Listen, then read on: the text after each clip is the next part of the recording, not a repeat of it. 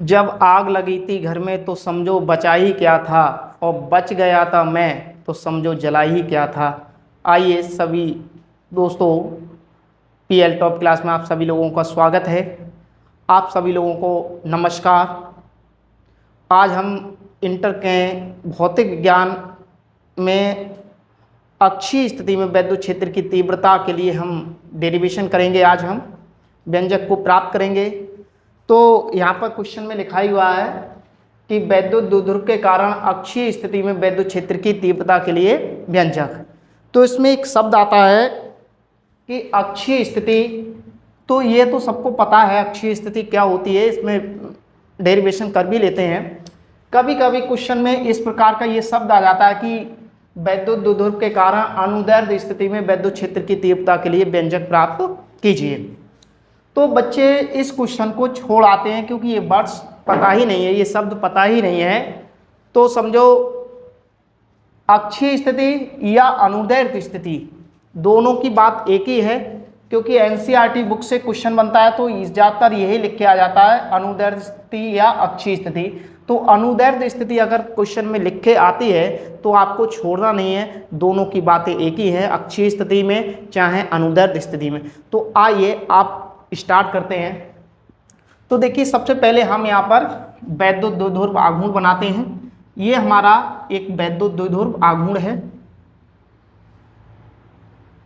ये हमारा एक वैद्युत द्विध्रुव आघूर्ण है जो -q और +q आवेशों से मिलकर बना है। इन दोनों के बीच की जो दूरी है वो 2l है। इसका नाम A और इसका नाम B है।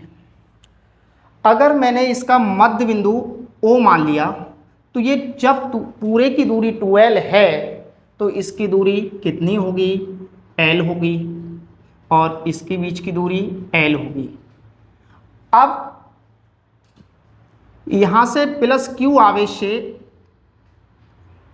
कोई अक्षीय स्थिति में कोई बिंदु यहां पर P है। यहां पर हमें वैद्युत क्षेत्र की तीव्रता ज्ञात करनी है। कहां से? मध्य बिंदु O से। O से यहां तक की दूरी जो है R है, यहां पर। अब एक ध्यान देने की बात है, जब बिंदु O से और Q के बीच की दूरी यानी B के बीच की दूरी L है, तो अगर हम टोटल में से ये वाली दूरी को घटा दें, टोटल में से ये वाली दूरी को घटा दें तो यहाँ से यहाँ तक की दूरी मिल जाएगी। तो ये वाली दूरी हमारे पास मिली R - L, ये हमारी यहाँ तक की दूरी। अगर हम इसी दूरी में अगर हम L को जोड़ दें तो हमारे पास यहाँ की दूरी मिल जाएगी R + L। तो यहाँ तक की दूरी मिल गई। अब एक बात ध्यान दे दीजिए, +q आवेश से वैद्युत क्षेत्र दूर होगा और -q आवेश से वैद्युत क्षेत्र इसके इधर होगा। तो यहाँ पर इसका वैद्युत क्षेत्र को माना जाए तो ये हमारा E1 है, और इसका -q आवेश से वैद्युत क्षेत्र को माना जाए तो ये हमारा E2 है, और इनका जो है यहाँ पर ये परिणामी जुड़ जाएंगे। तो यहाँ पर लिखते हैं, भाषा को समझिए। हमने जैसे जैसे आपका चित्र ये बनाया है वैसे ही हमें भाषा को लिखना है। माना AB एक वैद्युत द्विध्रुव आघूर्ण है जो -q तथा +q आवेशों से मिलकर बना है, जो एक दूसरे से 2l मीटर की दूरी पर स्थित है। माना AB का मध्य बिंदु O है, बिंदु O से R दूरी पर अक्षीय स्थिति या अनुदैर्ध्य स्थिति में कोई बिंदु P है जहां पर हमें वैद्युत क्षेत्र की तीव्रता को ज्ञात करना है। तो यहां पर लिखते हैं, माना AB एक वैद्युत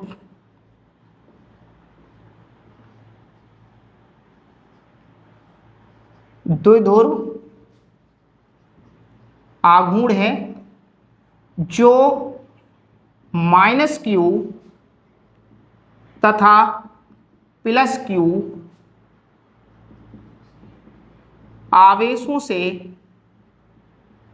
मिलकर बना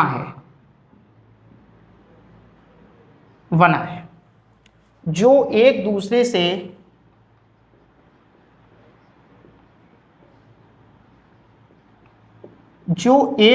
से 2l की दूरी पर स्थित है। माना AB का मध्य बिंदु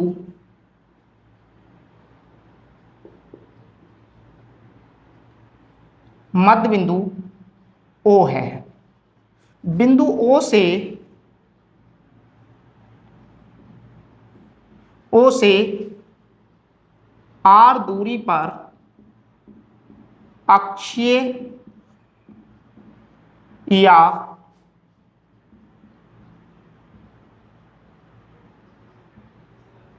अनुदैर्ध्य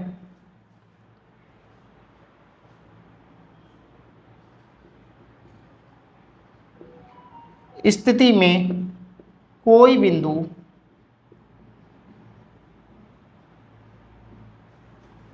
P है जहां हमें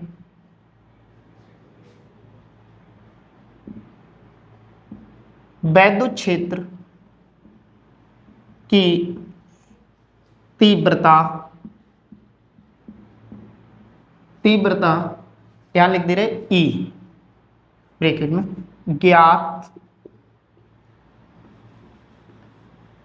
ज्ञात करनी है। अब यहां पर कुछ दूरियां भी हैं, वो लिख दे रहे प्लस Q आवेश से बिंदु P की दूरी, यहां लिख दे रहे प्लस Q आवेश से बिंदु P की दूरी कितनी है R माइनस एल। तो यहां भी लिख रहे हैं हम R minus L minus Q आवेश से बिंदु P की दूरी कितनी है R प्लस एल। तो यहां पर हम प्लस Q आवेश के कारण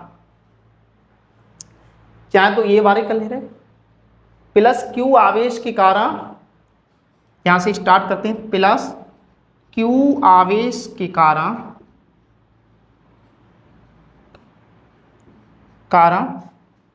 प्लस Q आवेश के कारण बिंदु P पर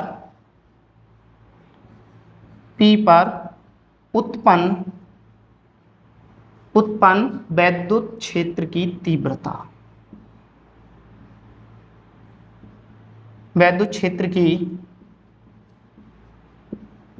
तीव्रता अब हमने यहां पर चित्र में देखो प्लस Q आवेश से कितनी है वैद्युत क्षेत्र की तीव्रता E1 है। तो यहां पर लिख देते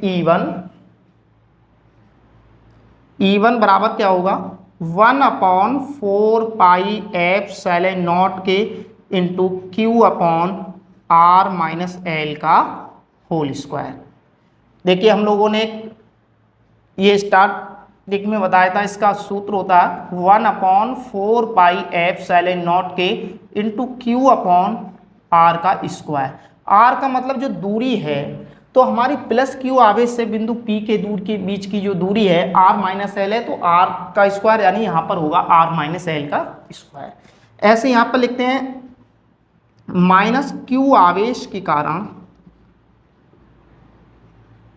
कारण बिंदु P पर उत्पन्न वैद्युत क्षेत्र की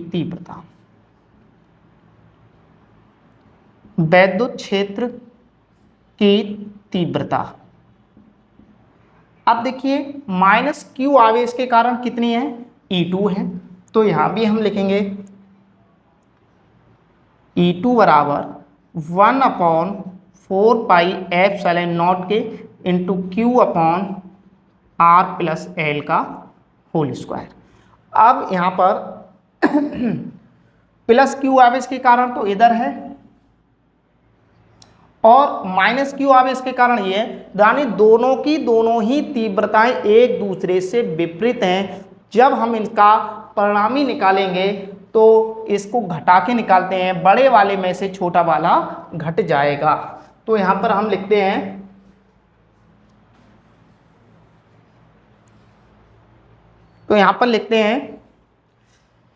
प्लस माइनस क्यू तथा प्लस क्यू आवेशों के कारण बिंदु P पर परिणामी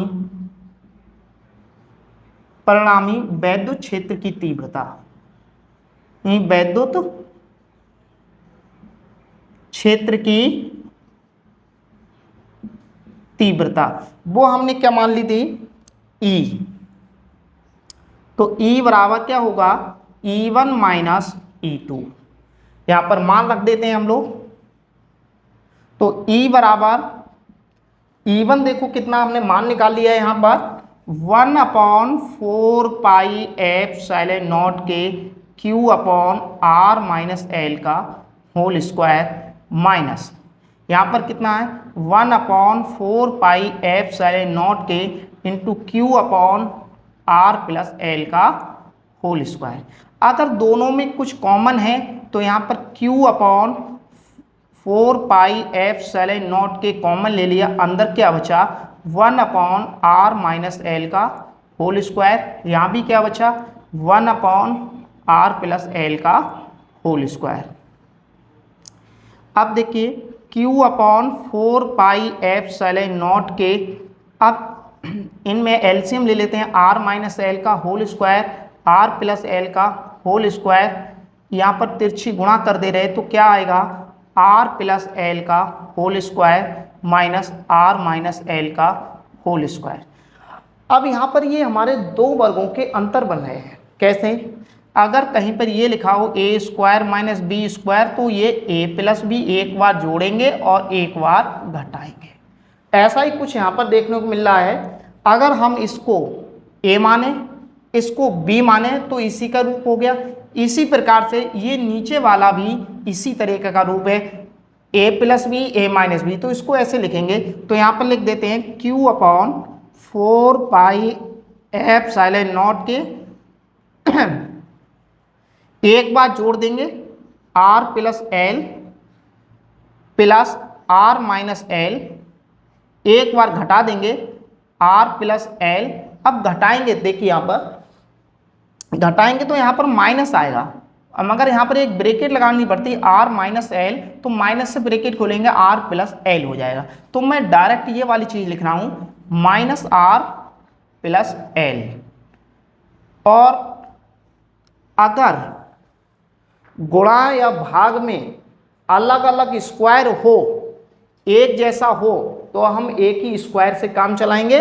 तो यहाँ पर लिख देते हैं ये दो वर्गों का यहाँ पर हो जाएगा R square minus L square लिख सकते हैं। ये वाला जो स्क्वायर है वो हमने यहाँ लगा दिया।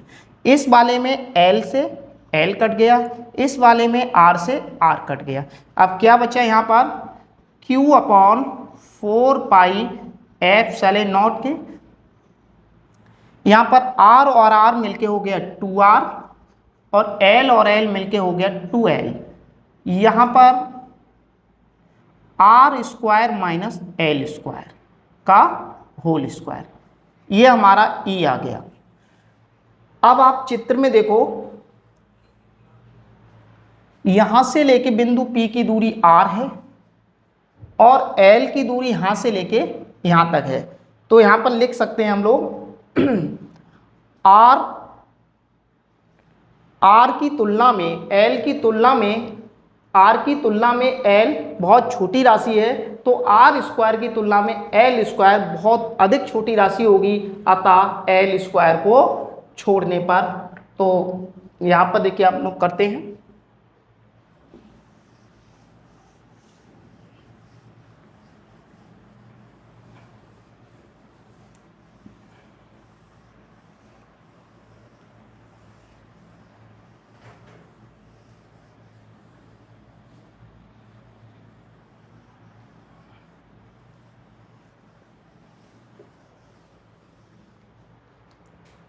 तो यहां पर लिखेंगे आर की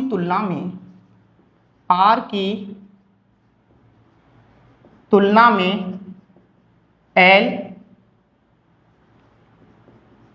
छोटी राशि है,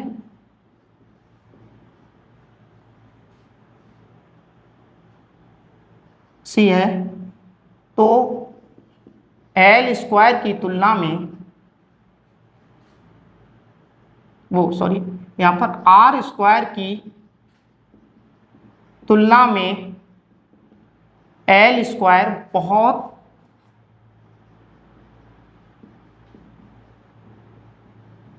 छोटी राशि होगी, अतः एल स्क्वायर को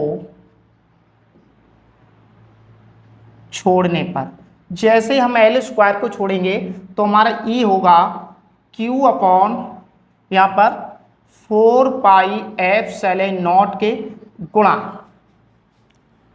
2r गुणा 2l, नीचे किसको छोड़ रहे हैं, एल स्क्वायर को, तो यहाँ पर क्या होगा आर स्क्वायर का होल स्क्वायर। तो यहाँ पर लिखते हैं 1/4 पाई एप्सिलॉन नॉट के इंटू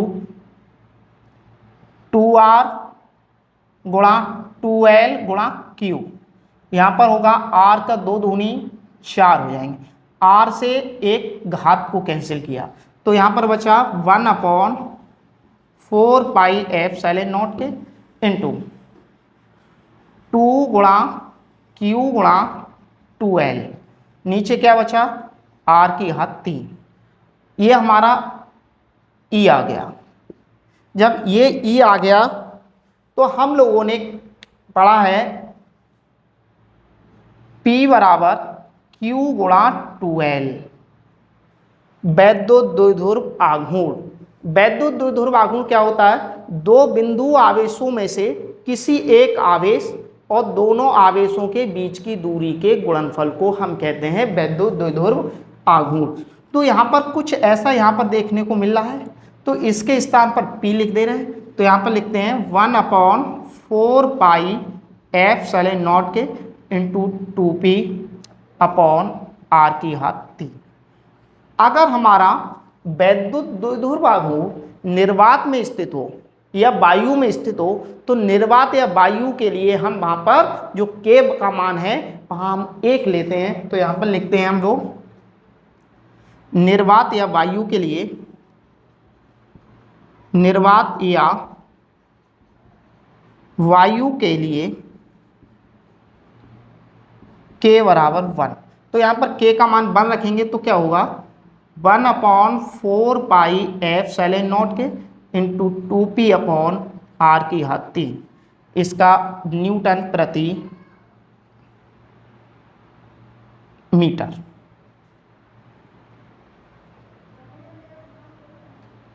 यहाँ पर कूलाम, न्यूटन प्रति कूलाम होगा,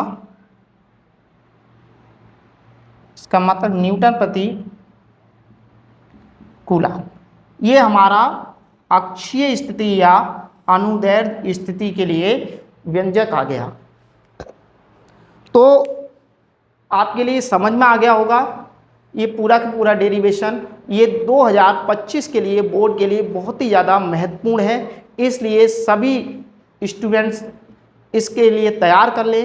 अगर हमारा ये वीडियो आपको पसंद आया हो तो इसे शेयर कीजिए, लाइक कीजिए और कमेंट भी कीजिए।